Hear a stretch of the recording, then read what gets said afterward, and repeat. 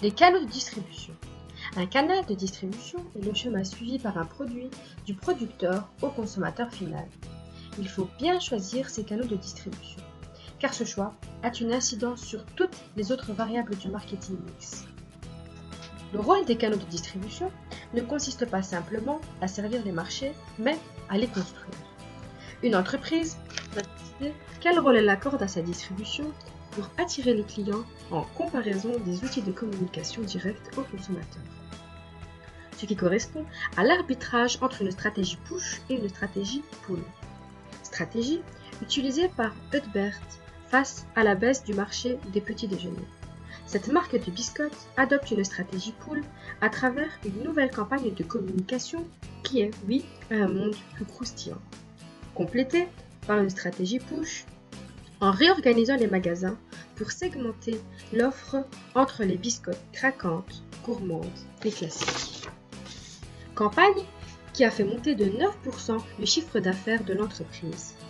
Mais pourquoi un fabricant accepte-t-il de déléguer la vente de ses produits et services à des tierces et ainsi renoncer partiellement à contrôler à qui et comment le produit est commercialisé?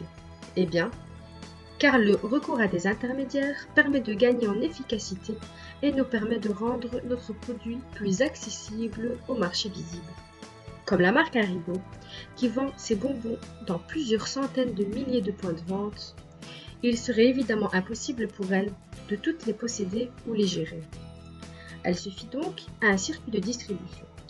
Le circuit de distribution étant un mode d'organisation visant à amener le produit adéquat au bon moment et en quantité adaptée. Ces activités gravitent autour de 9 fonctions, telles que le financement, la prise en charge de commandes, la distribution physique et le recueil d'informations. Comme par exemple la Redoute, qui utilise différents services postaux et des sous-traitants pour la livraison, et le courrier, le téléphone, Internet et la vente sur mobile comme canaux de vente pour informer, facturer et gérer les commandes des clients. Il faut savoir qu'il y a 3 types de circuits de distribution. La vente directe, ce qui signifie qu'il n'y a aucun intermédiaire entre le fabricant et le consommateur final. Comme Zara, qui n'a aucun intermédiaire et qui vend directement ses produits à ses clients. Les canaux courts, qui eux possèdent un intermédiaire entre le fabricant et le consommateur.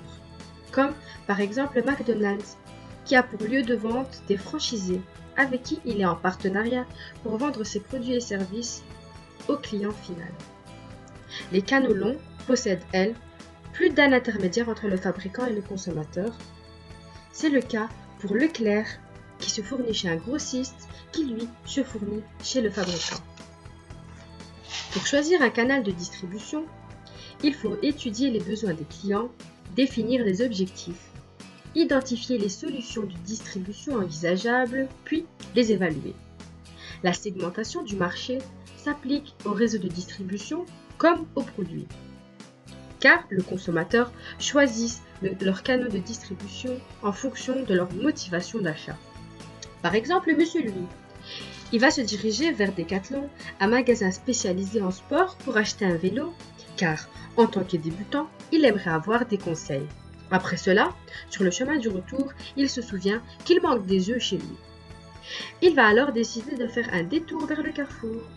Il utilise donc 2 canaux de distribution, car il a 2 motivations d'achat différentes. En pratique, le choix des canaux de distribution est associé à celui de la cible et de la politique de la marque. Il faut identifier les options envisageables qui comprennent chacune 3 éléments: la nature des intermédiaires, leur nombre et la responsabilité du producteur et de ses intermédiaires.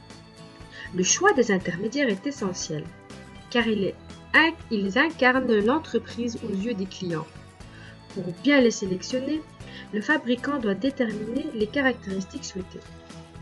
Les entreprises doivent traiter leurs distributeurs comme un véritable client en analysant leurs besoins pour déterminer avec eux des relations personnalisées à long terme, ce qu'on appelle le trade marketing. Un fabricant doit évaluer les résultats de ses distributeurs en analysant notamment la réalisation des objectifs de vente pour pouvoir abandonner les intermédiaires les moins performants et définir des remises pour récompenser les plus performants. Typiquement, une nouvelle entreprise commence sur un marché limité géographiquement et si l'entreprise évolue positivement, elle peut se lancer dans les canaux de distribution internationale, mais elle devra se poser les questions spécifiques liées notamment aux différences dans les habitudes des clients. Subway, elle, a trouvé comment évoluer à l'international en utilisant le système de franchise et est la première franchise mondiale de restauration rapide en nombre de points de vente.